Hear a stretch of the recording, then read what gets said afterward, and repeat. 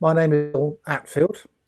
My current job title is the Visual Effects and Animation Partnership Preventor for the Next Gen Skills Academy. But this afternoon, I'm going to quickly run through how I got to that position and what my career is involved. I'd quite like to get a quick idea about who's on the call. So I know you're all from the creative pathway, so we might have music people here, we might have people doing graphics, art and design, film and TV. Is that something you can just put in the chat? Is that something we can do here, just so I get a sense of who's on the call and what you're studying?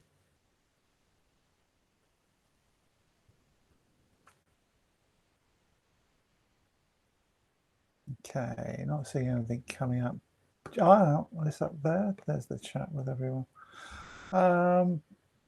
Hellos. There we go. Photography, media and law, ceramics, photography, music technology and textiles, film and TV production. Great. Well, looks like quite a broad spread. That's really good. Anyway, when we get into it, we're going to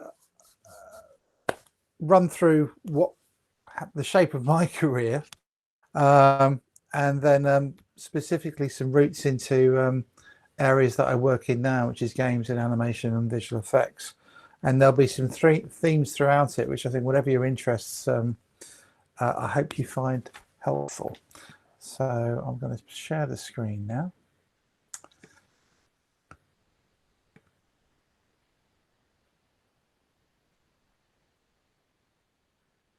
Right, so if I've done this right, you're now seeing how to be employable for 37 years and counting. That's how long ago I started work, back on November the 10th, 1983. Right, so that's a very long time ago. Anyway, when I started work, there's this odd picture always reminds me of when I started work. It was such a long time ago that the technology that I had to learn how to use was things like this giant tape machine. This picture is actually from about a decade before I started work, and it's from a trade magazine, which was advertising this brand new piece of tech. And I find it quite ridiculous in that at that point it was considered appropriate to try and sell your brand new expensive piece of tech. And this would have, at the time, in the early 70s, probably cost around £50,000. They thought it was appropriate to put a female model next to it wearing an evening dress. I don't really understand where they were coming from, but fortunately things have moved on, as has the technology an awful lot. Something like that large machine there is just an app inside your laptop now for recording images. But in 1983, I got my first job inside a TV production, post-production company in London, in Soho. And the first thing I realized about that job was that I was being employed to operate machines like the one I just showed you, to make sure they made good quality recordings of TV programs and could play them back and make them available for edit suites. I was an edit assistant. But it was also an opportunity to practice a lot of skills and develop new ones. So as well as being locked away inside a technical area without any windows, because you don't have windows in TV technical areas, or you never used to, we could occasionally get out and about. And the company I worked for had equipment like you can see on the screen here, which is an old-fashioned TV camera. Now, the quality of image that you could get on that is now way surpassed by your phones. But at the time, I remember that being a piece of technology that was worth about £30,000. But me and my colleagues, and you can see 4 of them there. There's the guy in the green jumper, the guy with the bag on his shoulder, and the chap who's just peeking in. We were able to borrow the equipment to go and do things like make pop promos at the weekends, which is what we were doing. So the people on the extreme left are a couple of performers. So even though I was in work and doing a job and being paid for doing that job, I was still practicing and learning new skills. And that's me in the middle, by the way, with the grey jacket and the glasses.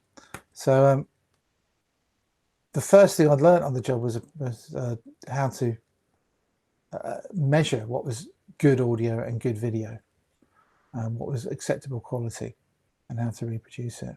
And then by this point, I was picking up skills around camera operation, framing an image, focus, exposure, just the basics. But the most exciting thing about starting work at that point was I was still learning.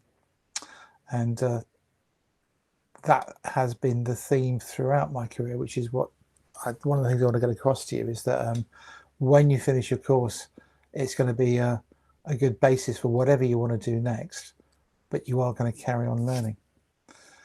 So it's one of those technical skills, building up the soft skills. You probably hear a lot about this in college, people talking about soft skills, teamwork, communication. For instance, on the picture here, that was an instance where we were able to work with performers as well. So that, I mean, there was another set of needs coming in. So not just technical, like having power to your camera, where were you going to put the microphones, that sort of thing, but also needing what the performer would need to do their performance, and building things like resilience. Like you might try something and you might be criticized by a colleague because it hasn't worked out and you've wasted time, or someone suggesting that things could be done better. And that's an important thing. So never be afraid to voice an idea and make a suggestion to try something a different way, and also be humble enough to, if it doesn't work out, just to hold your hands up and say, yep, let's move on, and you can come back and try again with something else at another time. Round about here, I'm just going to bring in a little bit of trivia for you. I'm expecting you might know who George Michael is. Certainly your parents will. He was the lead singer in a band called Wham, who used to edit a lot of their pop promos at the company I was employed at for most of the 1980s. And most noticeably the Last Christmas, which keeps on coming around every Christmas and getting somewhere in the charts. But around the time that this picture was taken, the guy on the extreme right as you're looking, whose head is almost cropped off, his name is John, and he was working as a runner. So runners back then spent a lot of time moving the large reels of tape around from company to company and edit suite to edit suite, or reels of film, or being a general sort of like, fetch and carry dog's body type person. So one day George Michael turns up where we worked for to see an edit that was happening on one of his songs. I think it was Careless Whisper at the time, and he'd just come straight from the Top of the Pops studio, where the Top of the Pops was a weekly pop program that went out on BBC One, which used to be required viewing for everyone in the 70s, 80s and 90s. Anyway, George Michael turned up and he didn't have any money to pay the cab. So John here in the picture paid it for him. He lent George Michael £20. And that was in the same week that George Michael was in the press as being the richest 21-year-old in the United Kingdom. John never got the money back, but he's done all right. He now splits his time between Los Angeles and New York and London, and his last role was as president of Frame Store, which is a digital studio that makes things like the Marvel films and Guardians of the Galaxies and Paddington. So being out of pocket didn't do him too much harm, and being a runner was the start of a very successful career for him. So let's just step on to a few more years. So I was working as an edit assistant, doing making sure that editors and edit suites had the material they needed to work with the clients, making sure that the technical setup was all there for them. And then I progressed from that into being an editor myself. And I started making stuff, having more artistic input into what was being produced at the companies I worked for. And between sort of 1992 and 2003, various things that I worked on were nominated for awards. So that's what these are. These are brochures from award ceremonies that I went to, which I found in a dusty drawer last night and took some pictures of. But they start off with 92 with being nominated for an award for a video wall installation, which was at Madame Tussauds in London. And then by 93, there was a whole rash of TV commercials that I'd worked on at the time, which the names escape me now, but were nominated for various craft awards. So that's the British Television Advertising Awards brochure for 1993. And then we skip on a few more years where my skills have developed further and I've started doing a different type of work. So you've probably all heard of the BAFTAs. BAFTA have award ceremonies for film and TV and games.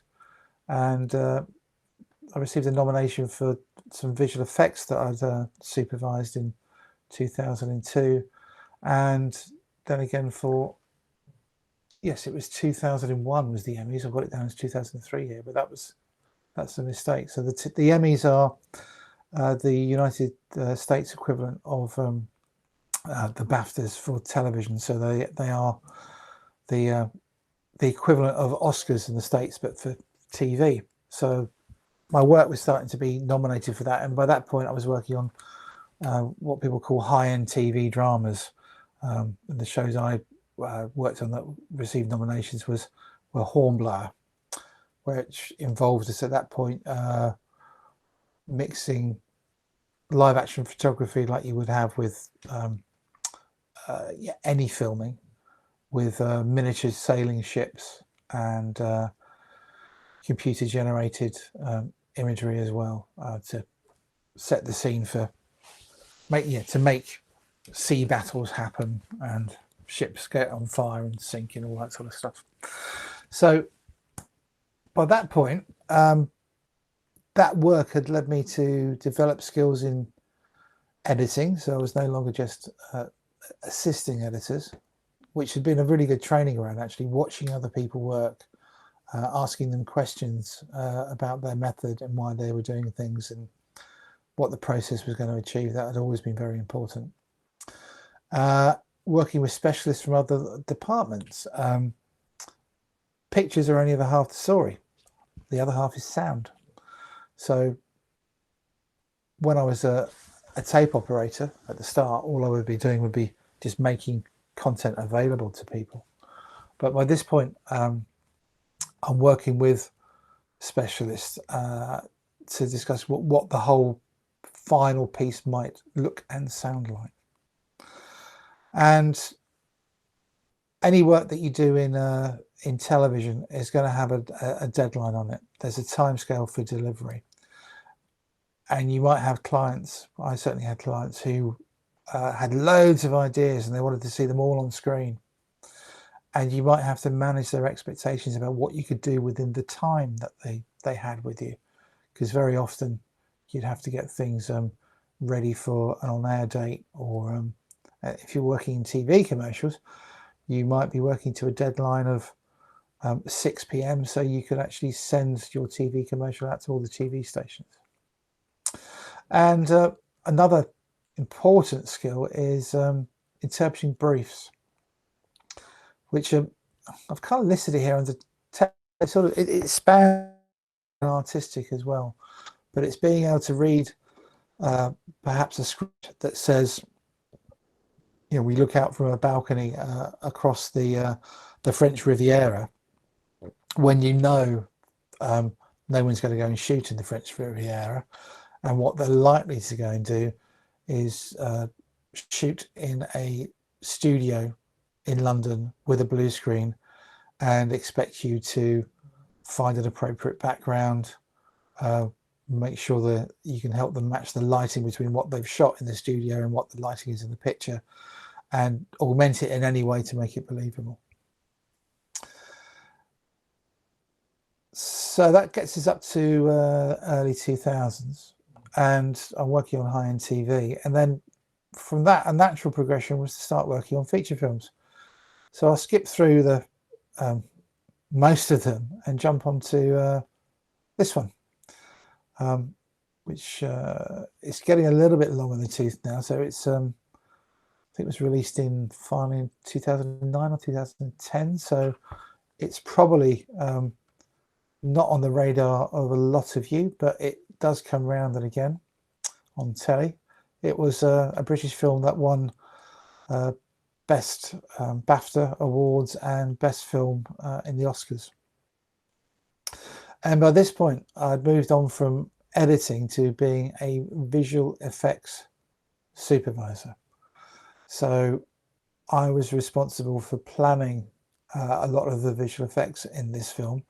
It's not like something like a Marvel film where you're creating other worlds and fantastical weapons and force fields and Avengers Endgame, when people just flutter away, they melt and break up like dust. It's not that sort of effect. It's what we call photoreal effects. So it's recreating history. So in this particular film, we did a lot of work around recreating the old Wembley Stadium as it looked in 1924, I think, or something around that time. And we used various techniques for that. Some of it was CGI, some of it was shooting on locations in a rather clever way with our camera angles, and then augmenting parts of what we shot with other elements. So if you watch that film, you'll see that when they're in Wembley Stadium, it's actually made up of 3 different elements. One is Leeds United's football ground at Ellen Road. Another one is the Bradford Bulls ground in Bradford, the big bowl that's up there, and there's CGI elements in there as well. Something that I was also able to apply was knowledge of cinematography, which I'd gained early on that first slide where you saw people standing around a camera. Those basics of learning about exposure and focus and framing were all things that were, my knowledge improved and deepened on and added more technical detail to over the years. So I could talk to professional directors of photography from feature films and talk the same technical language as them and understand the aesthetic, both of us understand the aesthetic for the film and apply that to what we were going to shoot to create visual effects for this particular movie. So it's that learning all the time, all the way through. And artistic skills were developing as well along the way. So narrative development. So it's how do we tell stories with pictures? That skill was growing all the time. And also being able to adapt to the aesthetic of a project. So you might be a very good 3D artist and you'd be able to create wonderful models that can go into futuristic worlds, but that's not very helpful when you need to recreate parts of 1920s London. So you need to be able to adapt your sensibilities, your artistic sensibilities and your aesthetics of to a particular project. As when you go on to have creative careers, sometimes you'll be serving your own desires and vision, and other times you'll be serving that of someone else's project that you're employed on. And we were able to develop and plan the techniques we were going to use to bring the script to the screen. I remember there are scenes on the balcony outside Buckingham Palace, which we always intended to shoot using a green screen on a platform outside to get real daylight lighting on people. But when we came to do it, it was January, and it was a snowy, cold winter in England. And some members of the cast, I don't think, were particularly keen to be outside if they could avoid it. So we had to adapt our plan and erect the green screen inside a building, inside a rather large living room, where we were shooting some other scenes as well. So you can have your plans and know how you're going to do something, and then still have to change it. And along with the technical and artistic skills, again, there were soft skills being developed. So this time, it's not managing the expectations of your client. In this case, the client was the director and producer of this film, but within the time frame, but it's also within the budget. Because it's very, very easy to say, I want it to look like this. I want to have a crowd of 50,000 people going up the Mall, and I want to fly over it. And it could all be done, but it will take time and resources, and that means money. And you have to manage the expectations of what can be done within a budget, which can be challenging sometimes, because if someone's very enthusiastic and they've got a very grand vision for their movie, you might find yourself saying, excuse me, no, I don't think we can do that. And if you say that too often, that can be quite damaging to trust. And then once you've agreed what you're going to do, you've got to, it's important to present work in progress. What's there on the screen is WIP.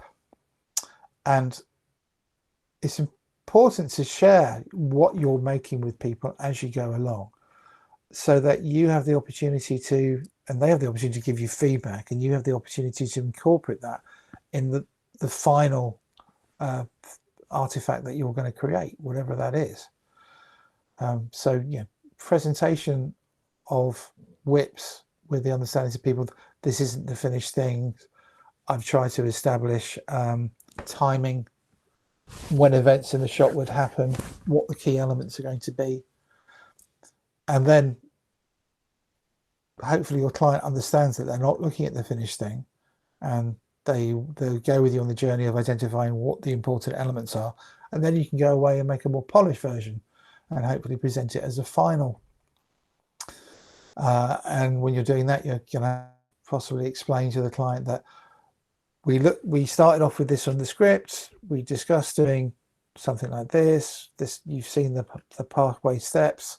This is where we're at. Can we approve it? So there's with that process of getting a client to approve the final thing can be tricky, and there's a skill to it. I've worked with a lot of clients who've said things like, oh, I don't know what I want, but I'll know it when I see it. And the first time you hear that, you might be a little bit worried. Don't be. They just need your help to find what they want. Other things you have to do, if you're now leading a team of people, you have to be able to give creative and constructive critique to the people who are doing the work for you. By this point in my career, I'd gone from being a doer to a supervisor. So I was setting projects up for other people to do the process work, as it were, but I was helping to do the quality assurance for it. Were we hitting the brief? Was the client satisfied? Can we make it better? And the fourth bullet point about responding to and interpreting client feedback, that's part of the presentation of your work. So the skills have gone from continually going out and just for fun learning new skills while doing my job, and then being able to bring those skills back into my work as my career progressed from tape assistant to editor to a visual effects supervisor, and then ultimately I was a proprietor of a visual effects studio So at that point I was running a business. How far are we in? Okay, I think one little piece of trivia, and this relates to soft skills. The King's Speech, when that was filmed, it was filmed in winter in 2 blocks either side of Christmas. It's quite unusual to have much start filming in November in the UK, and it's even rarer for that to span the holiday period. So most film crews in the UK are freelancers. I think everyone is really. So to have a piece of work in the run up to Christmas, and then you're going to get your holiday, and then you're going to go back to work and you knew what you're going back to, that was a real treat. And a lot of people were very happy with that, which is why this title of When the Crew Almost Rebelled is surprising, because the director on this film was quite a poor communicator with the crew. I think he was pretty good with the lead actors, with Colin Firth and Geoffrey Rush, but with the crew, he wasn't a good communicator, and he would leave people just wondering whether they had done the right thing or whether they were going to be needed, and without really knowing when the shooting day was going to end. And in the run up to Christmas, we found ourselves in Ely Cathedral, which was doubling as Westminster Abbey. And after the first night shooting there, first day shooting there, a petition was being circulated against crew members to give to the producers to say, you've got to stop the director messing us all about. It's awful. And people were signing it, but it never got handed in. And the reason it didn't get handed in was because that night was also the occasion when the editor on the show, who had started work, I think just a couple of weeks after filming had begun, had put together a 15-minute rough cut of things that we shot so far. And when everyone looked at it, it was a sudden realization of, oh, this is going to be something good, which went an awful long way to quelling everyone's disquiet about the way they were being treated. And Colin Firth and Geoffrey Rush also put several £100 behind the bar in the hotel that everyone was staying in that night. So the petition complaining about the director wasn't delivered, and the film proceeded smoothly. But it would have been a lot smoother if the guy had employed a few soft skills around teamwork and communication. So where does that bring me to? Getting much nearer to today, branching out. So in that journey, I've done a whole bunch of technical learning of skills and working in teams and working more closely with clients on bigger projects. And then by about 2014, I was thinking, I want to do something different.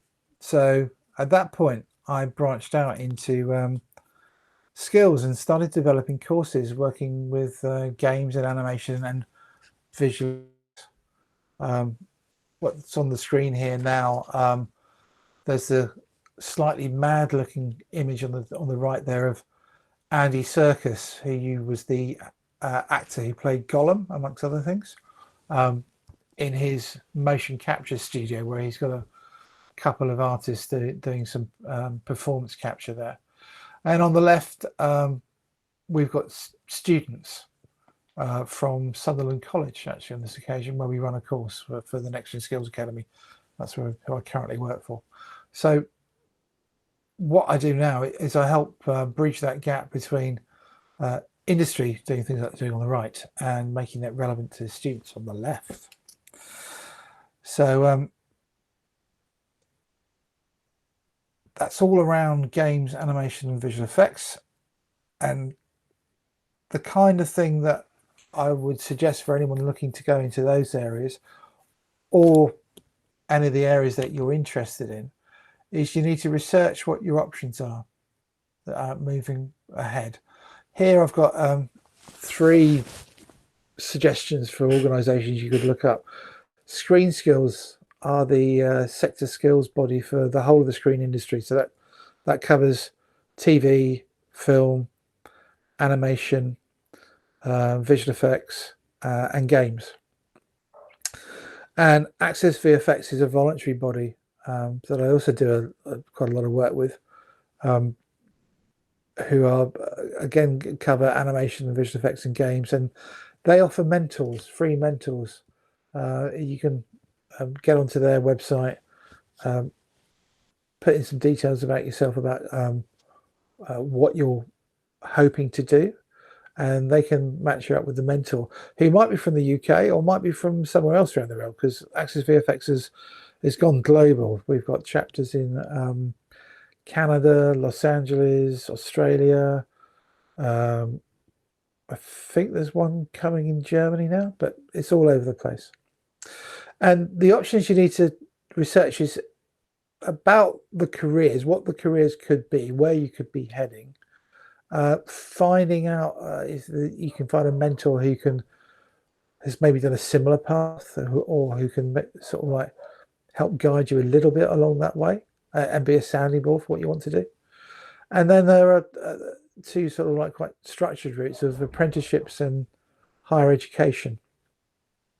So apprenticeships, they're still growing in the creative sector, but I've been involved in recruiting for the visual effects apprenticeships to a very high degree, and the last year that we recruited was 2019, before the pandemic. And what struck me was that the nearly half the apprentices who were hired had come through a next gen course, and what they were getting at, whether it was one for your age group, or whether it was people who come from a Prince's Trust program, or maybe a boot camp that we were running for a local authority. The one thing that they all had was they'd had engagement with industry. So if your tutors are encouraging you to write to local firms, or find out about jobs, or engage with employers or people like myself when they come in about, who employ people, take notice. Pick those brains, because those a little bit of knowledge at an apprenticeship interview can go a long way. It shows that you have got a genuine interest in an area, and you understand the basics of what's going to be required of you, because those apprenticeship interviews, they don't require anything technical, but they are based around problem solving in groups and communication, and being able to explain your part in the group activity, and how the group performed to a panel of potential employers. So it's a bit like the TV apprentice, but much more friendly. No one gets fired at the end of this one. They might get hired though. And of course, there's higher education, and if you're looking to go into a degree, it really is worth doing the research around what the course might offer you in terms of progression, how much industry is involved in it, what are the skills you're going to learn that could prepare you for work. There's great things about higher education, but I wouldn't rely on just having the degree being enough to go and get that first job. You may have to work on your skills alongside it, and a way to do with that is get involved in making stuff. Careers maps. You can find a bunch of careers maps which are really good on the Screen Skills website, and I'm kind of hoping that a lot of this has already been made available to you by your teachers and careers peeps where you are. But if they have and you haven't paid attention to it, go and have a look. Go and have a look at them, because there's loads of jobs laid out on them, and routes in, whether that's through an apprenticeship or through university. You can see the specialist job roles. So you might see where an interest in art and design can fit not just in textiles or ceramics, but also in animation or games or visual effects or TV production. A lot of these skills are transferable. And there's information about the skills, what progression routes, once you get in, what you might move on to, and salary, because I'm pretty sure your parents, if not yourselves, are going to want to know, what you're setting yourself up for. A lot of these creative jobs pay quite well. They pay above sort of national averages. And just to give you an idea of the scope of the careers match you can find on the Screen Skills site, you can see they've got them there for VFX and animation games. Unscripted TV, that's a relatively new one. So that's things like Towie and Made in Chelsea and that sort of thing. And I think even Gogglebox. So if that's the kind of thing you're interested in, there's career maps laid out for that, and information on being a freelancer and maybe having IT skills and bringing those in. So they're all useful. They go beyond just games, animation, VFX, and filmmaking. Do have a good old delve into those and see if it sparks your imagination. So the overarching title for this was employability. So these would be my top tips. If you get the chance to critique each other's work, take it. But when I say constructive critique, I don't mean I think it's rubbish or I think it's great. You need to sort of like be able to break things down a little bit as to why you think of something is good or how you think it could be better. You got to try new things all the time. If you don't try new things, your skills become static, and if your skills become static, they will become redundant. By that first piece of tech I showed you, that large hulking machine, by the time I'd been working a year, that type of tape recording was redundant. It was, machines were being carted out the door and put in skips. So I had to learn how to operate different technology, and that technology kept on changing. A recurring theme throughout my career has been technology changing, and it's going to be through yours as well. And following on from trying new things, it means you won't always get everything right. Not everything will always go right. But if you don't seek out constructive critique and you don't try new things, you'll never be knocked and you'll never develop resilience. And you will need to be resilient for all sorts of reasons in life. Iteration. What do I mean by that? You do something once. The first time you make anything, so maybe you complete a storyboard, or maybe you do a design for a brief during one of your classes. The first time you do it, you'll be really pleased you've completed it, but you could make it better. And if you've got the time to do that, you iterate, which is you look at what you've done. You get some feedback on it. You identify what you could do better, and you try and incorporate that feedback into making a better version, an iteration. Active listening. It's really important, especially if you're working in a team, to understand what other people need you to do and how you can help them. So by active listening, I mean, don't just listen, but actually try and put yourself in their shoes a little bit. So you get a better understanding and possibly more motivation to deal with it. Always bring your A game to every job role. So every day you turn up, you want to do your best. Again, present your work and ask for feedback. Communicate about what you're doing. So if it's taking a while, what's holding you back? What are you hoping to achieve? Will you get it finished? And again, keep on learning new skills. I will send this PowerPoint to Katie so she can share them with you, because there's some links on here of organisations that I mentioned which are useful for various things. And last of all, is there anything you'd like to ask? I have a question, Phil, if you don't mind. For our students, I'm presuming it's quite a competitive industry, and with you saying there's a lot of freelance work within the industry, would you advise our students to start creating their own digital portfolio from now? So when they go to interview, they've got a visual representation of the work that they're already doing and have done in the past? Absolutely. Absolutely. But when you're going to interview, it should probably be your best 2 or 3 items.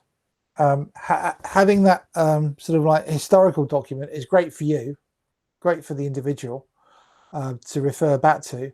But if you're going to present for an employer, if you're going for something like an apprenticeship, it's not really the volume.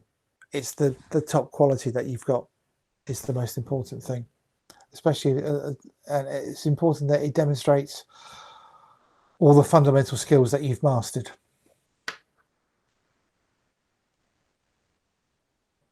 I've got some people here saying that love George Michael, heard of George Michael. Sorry, I'm late. Any other interesting stories or insights on the production of the King's Speech? Well, there was quite a lot of footage shot that never got in the film. There were whole sequences planned, which were filmed, which aren't in the final edit. I think we spent 3 days down at the Greenwich Naval Academy filming footage that was meant to be part of a funeral scene of George VI, and the story didn't need it. The editor on the show, Tarek, brilliant, really, really good storyteller, and he didn't take very long to say that just slows the story down. You don't learn anything with it. Let's get rid of it. And that was probably 3 days shooting. Probably represents about £60,000 of shoot of expense, possibly more. So it's quite brave to turn around and do that, but I think it's a better film for not having it in it. Phil, in your career, you sound like you've had a really exciting career that's developed in many different directions. But can you tell us about a time that you've had a really difficult time or a really challenging time in your career? And have you ever questioned, is this the career for you? Yeah, there have been difficult jobs in the past. I think it's I think one of the things that's very important for anyone but embarking on a creative career is to look after yourself. I suspect we've all heard a lot around ideas around mental health and well-being in the last year, especially during the pandemic and lockdowns. But I remember being about, how old would I have been? All of still quite young, about 32, and taking on a mammoth project, and it was for my employers wanted to take it on, and everyone knew that it was going to take a long time. And we started doing it, and it was booked in for weeks and weeks and weeks, and that was okay for my employer for a while.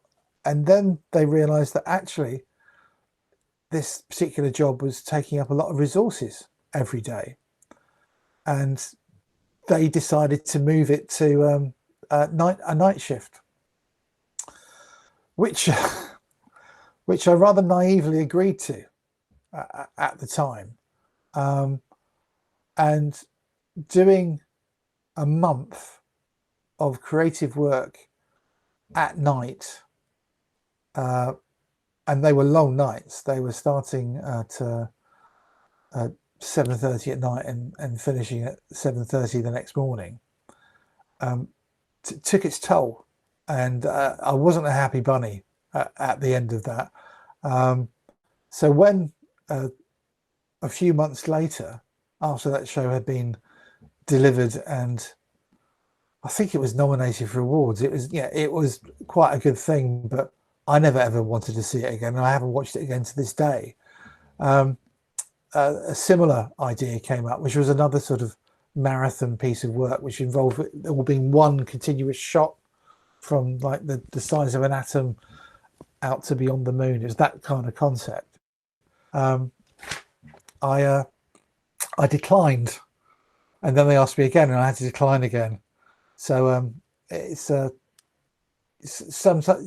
yeah. Understand what is good for you, and be prepared to stand up for it. Is what you need to. You don't have to go get into an argument with anyone, but if you know that working a month of nights on creative work is not for you, you may as well say that. Okay, thank you very much for your time today, Phil. I think it's amazing that you've given our students some opportunities on where they can get some support, some guidance, or some mentoring as well. I'll be sure that I pass that on to the creative teachers outside of this tutorial as well. But thank you so much for your time, Okay, and we really appreciate it.